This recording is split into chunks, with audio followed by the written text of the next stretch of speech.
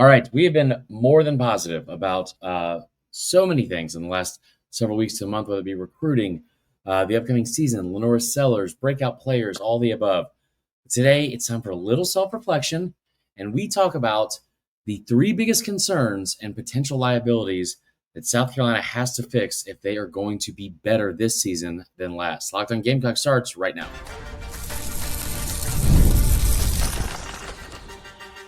You are Locked On Gamecocks, your daily podcast on the South Carolina Gamecocks, part of the Locked On Podcast Network, your team every day. What's up, guys? Welcome into Locked On Gamecocks. I'm your host, Chris Marler. It's the last episode from the Atlanta apartment, but wanted to go out with a bang and got a good, quick episode for you today over the three biggest concerns going into this year. Before we get into concerns, I want to say thank you to each and every one of you making Locked On Gamecocks your first listen each and every day. Shout out to our everydayers. Remember, we're a free and available podcast wherever you get your podcasts, as well as on YouTube. Part of the Locked On Podcast Network, your team every day.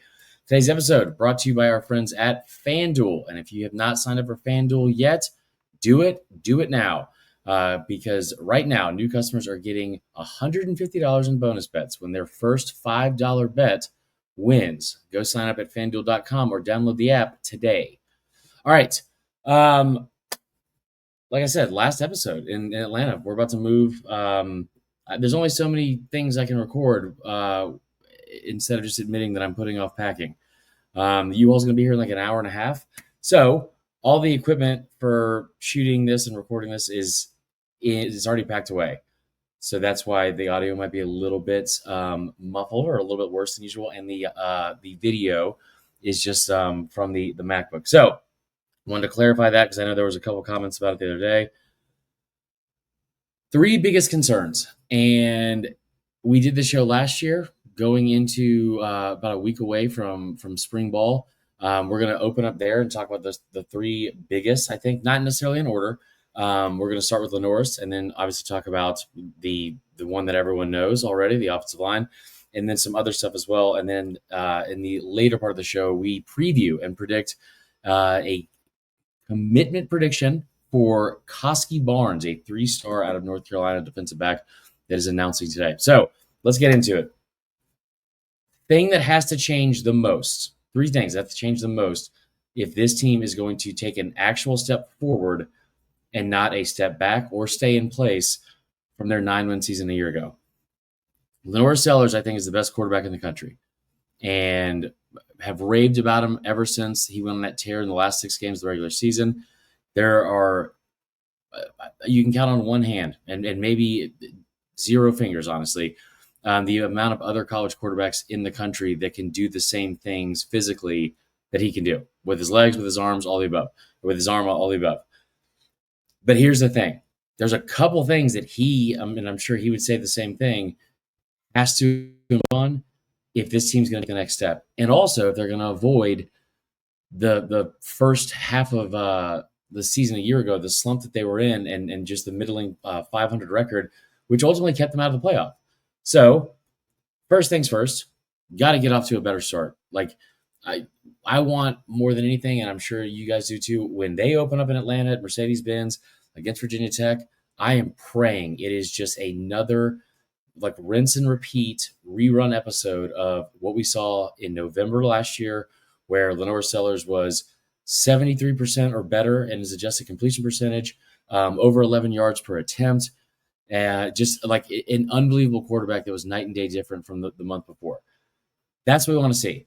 He has to get off to a stronger start this year. Now, the schedule is not as difficult, and so they can afford for him not to be necessarily at his best, but you would like for him to get off to a fantastic start and have that carry on all the way through.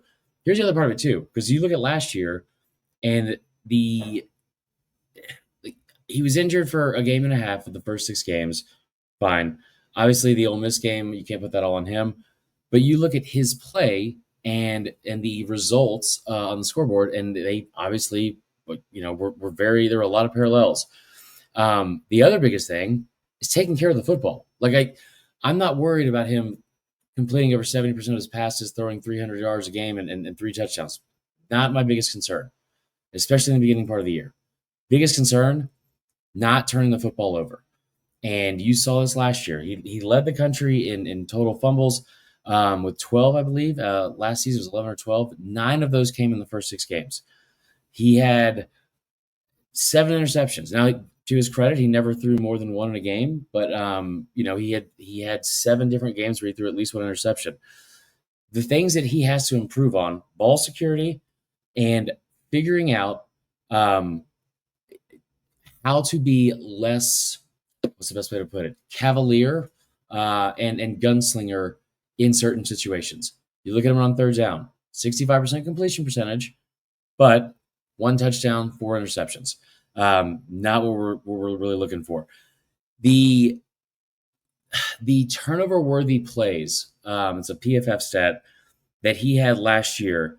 He had 19. It was the most in the SEC. We talked about the actual turnovers themselves, but the turnover worthy plays, he had at least 1 in 11 straight games after the Old Dominion game. He had 2 or more in 6 of those games. And where it reared its ugly head the most was when he was under pressure. Now, what's interesting about this is the numbers they're high. And I don't think this is a boom bust type situation where it's like, yeah, he's gonna, to use a baseball analogy, he's gonna hit 40 home runs, he's gonna strike out 150 times. It's not like that. But under pressure, specifically not from a blitz, but just under pressure from a defense, especially on third down, he was at his worst. And the problem with that is he was under pressure a lot with this offensive line. On 43% of his dropbacks last season, 43%, he was under pressure. And again, that's less than 35% of that was from actual blitzes. So you look at, hopefully the offensive line will be better, but it hasn't been really taking a step forward in either of the last 2 seasons. If you are going to drop back and on roughly every 1 out of 2 dropbacks is going to have an end result of you running for your life or being under pressure, you've got to figure out a way to at least minimize the damage on your end. Cannot fumble the ball, throw the ball away, step out of bounds. Do not make something that could be a 2-yard loss into a 10-yard loss, or a 3 and out into a turnover in your own side of the field. Now, back to the thing about his numbers against pressure. What's really interesting about this, just under pressure, 43% of his dropbacks, like I said, 15 of his 19 total turnover-worthy passes from last year were when he was under pressure, not from a blitz. 5 of his 7 interceptions on the season came from when he was under pressure, not from a blitz. And 22 of 31 sacks were when he was under pressure, not from a blitz. Against the blitz, he's an All-American. Like against the blitz, he's going to New York. 65% completion percentage, 11 touchdowns, 2 interceptions, a 121.1 NFL rating for quarterback rating. It's the 3rd highest of any Power 4 returning quarterback in the country. It was also top 10 last year. 9.9 yards per attempt, 59 first downs, and 143 dropbacks in those situations. That's if you blitz, there is a 41% conversion rate that Lanorris Sellers is going to get a first down, whether it's with his arm, legs, whatever. So I don't know if the 12 opponents on the schedule this year have done a PFF deep dive in July. They probably have a little bit better understanding of what they would want to do for a game plan than I would, and not so nerdy and analytically. But if you do choose to blitz him, it's at your own risk, because the numbers are night and day better when that happens in favor of Lanorris Sellers. But if you can figure out a way just to get to him with 4, or in a situation where you do not have to bring an extra man, that's where he struggled. It's kind of a bizarre anomaly, it feels like, but that's where he's got to get better. Okay. When we come back, we're going to get into the next 2, and one's going to be blatantly obvious, and one is a little bit of a surprise that I didn't even realize was that bad, because I don't remember it being that bad a year ago. But when you look at the numbers, it certainly was. When we come back, we will talk about all that. But before we do, I want to give a shout out once again to our friends at FanDuel. And listen, we are nearing the start of fall camp, nearing the start of August, which means we finally get football in that month. But right now, summer sports are in full swing. And whether you're all about baseball under the lights, golf on the green, or high stakes soccer action, FanDuel is the best way to make every game even more exciting. You're already following the action. Why not make it a little more thrilling and do so with FanDuel? You can get in on the game while your friends are getting sunburned at the beach and win some money with some of the easiest and fastest payouts in the entire betting industry. And it makes regular season games feel like must-watch events. I tell you what, whether I'm facing or placing a same game parlay or watching a bet ride into the ninth inning, maybe I had a player prop on Nick Kurtz, the former Wake Forest first baseman that had one of the greatest individual games in MLB history last night for the A's. Whether you're doing that or just betting on South Carolina to win a game this season or a future bet to make the playoff, if you are new to FanDuel, sign up today. New customers can get $150 in bonus bets if you bet $5 and that first bet wins. Open the FanDuel app, get started, or visit FanDuel.com right now. All right, we'll be right back after this.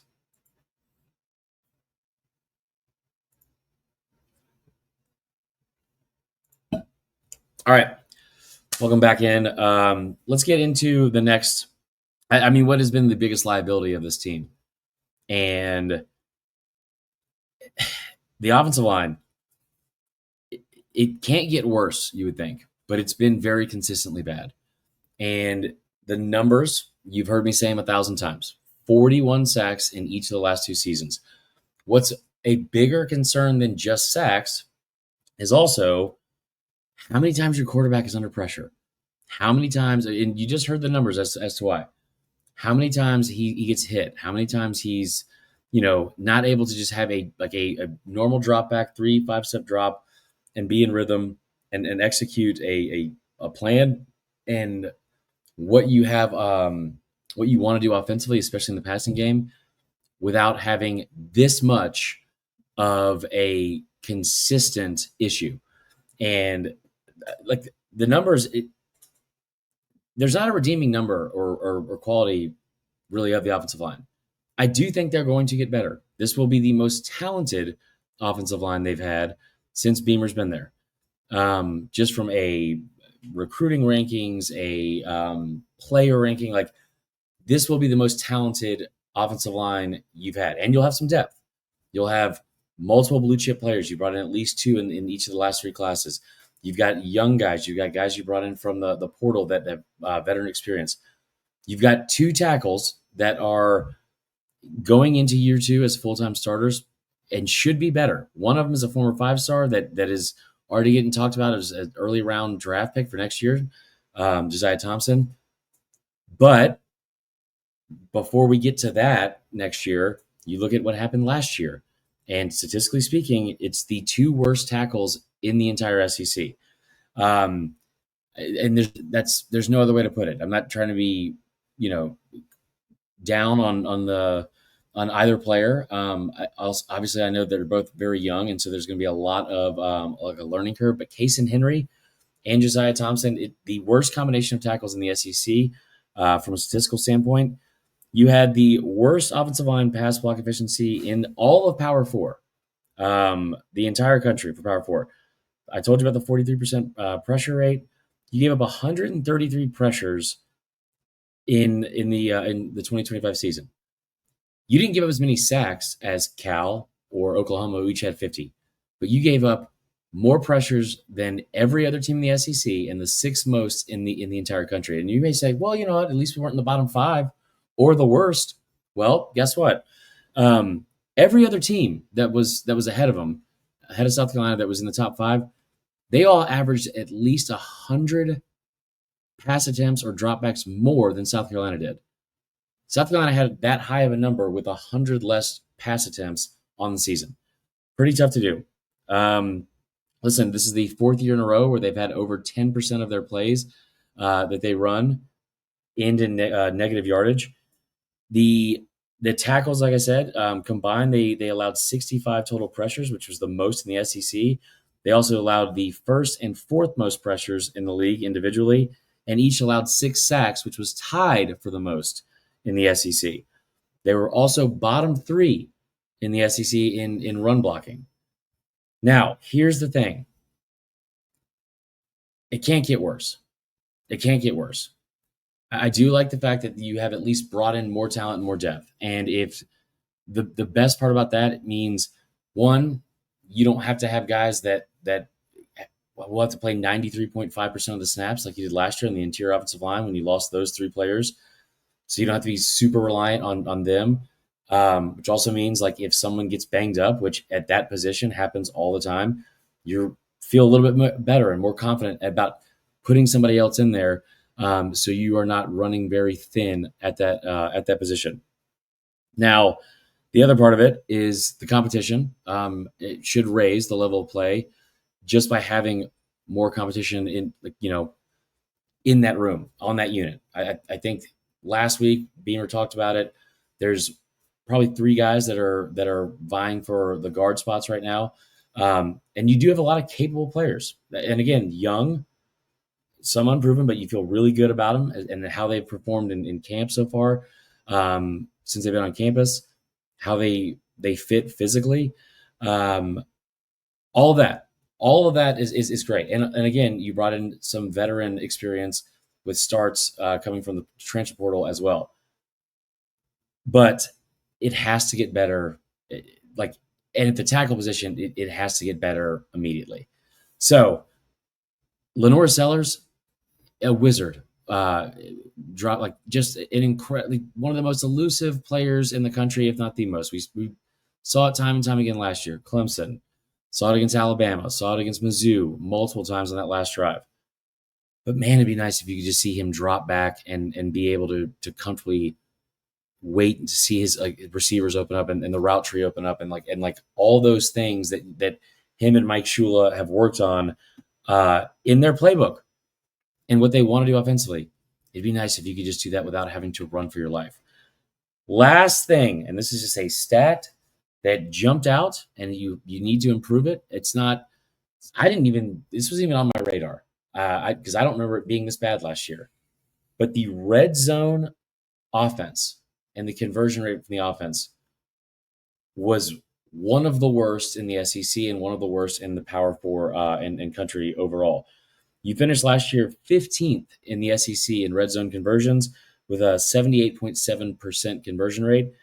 You were 13th in touchdowns scored in the red zone at just 57%. Those 2 numbers ranked 107th nationally and 89th nationally as well. The other part of it too is you struggled in all of the worst ways in the red zone.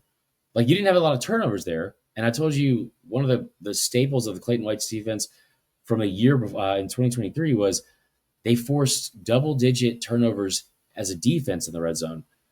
You were really good at protecting the football in the red zone. That being said, all the things that hear me out, that usually bad teams struggle with, like on paper, South Carolina fit into all those descriptions. I mean, like, the difference in the red zone offense at home versus away, versus ranked opponents versus unranked opponents. The red zone conversion rate for them just to score, home versus away, it was 89% at home, 65% on the road. Their touchdown conversion rate, 70.4% at home, 40% on the road. You look at ranked versus unranked, scoring rate, 58.9% against ranked opponents, 90% against unranked. Touchdown conversion rate, 35.3% against ranked opponents, 70% against unranked opponents. Got to figure out a way to get better there. And yeah, I mean, hopefully you can score from far and you don't have to have this be something where it's like your entire success, especially as an offense and putting the ball in the end zone, is reliant on just what you do in the red zone. But you need to finish drives and you need to figure out ways to punch it in from inside the 20. and also not leave anything into the hands of the kicker, whoever that may be. That is all for the second part of the show. When we come back very quickly, we are going to give a brief little prediction for 3-star Kosci Barnes that is announcing later today.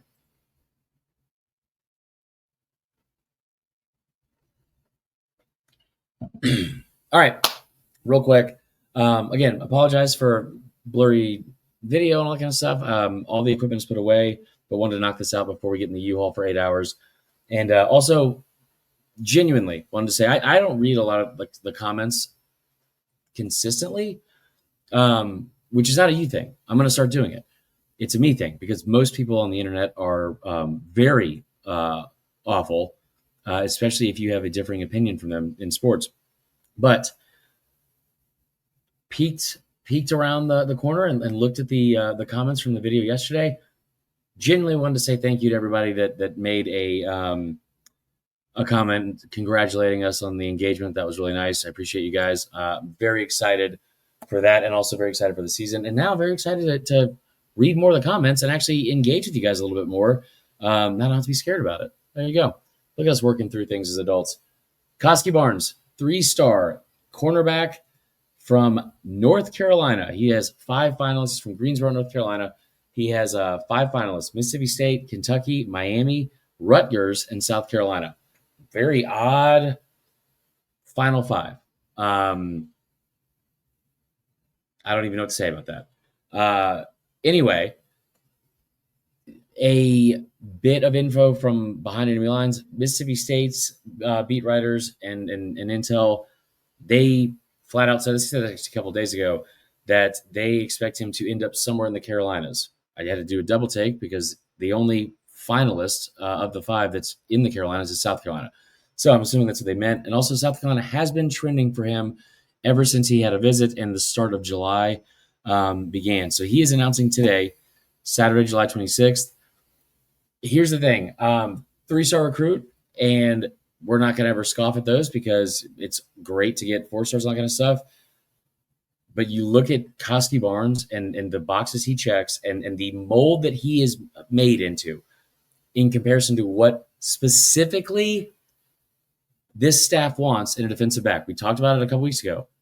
Like, you are not going to see hardly any 5'9", 5'10", sub 6 feet defensive backs in the secondary, especially at corner. 6'2", 185. And again, like over 6 feet tall with length and size, we have seen consistently most of the starters, at least, maybe not when they come in from high school, but once they get on campus and they are getting on the actual field and playing that secondary, you see 190, 195, up to 200, but like you do not see anything under those numbers. It is not just a coincidence. This is exactly the type of player they want. And I tell you what, I think he's going to commit to South Carolina. I would be shocked unless somebody comes in the 11th hour like Miami and throws a bag at him. That could happen, but he has also said that he's had discussions with every single team and the money is fine every which way. Doesn't seem to be any sort of weird 11th hour stuff like we saw with A&M and Texas and Michigan over that 3-week span in late June, early July. So I think we're going to land Kosci Barnes. And here's the thing. I'll defer to Shane Beamer and this staff when I say you can just kind of dismiss getting another 3-star. Maybe it doesn't get the juices flowing, but it doesn't excite you that much. But sign me up for a 3-star defender that is being overlooked by big schools with that size that can be developed by this staff. Ranks 584th in the country, which is almost identical to what Nicky Munwari was ranked, even though they don't play the same position. Not even inside the top 50 cornerback rankings on any of the 3 major sites with ESPN Rivals or 247, and not even in the top 25 players in the state of North Carolina. Love it. Love it. Give me a 6'2", 185-pound cornerback with length and a chip on his shoulder to get developed by this staff, and I think you're going to land one today. That is all. It's time to move. I'm pretty sure my fiance is going to kill me because I should have already been helping pack and getting ready. So wish me luck. Go Cox.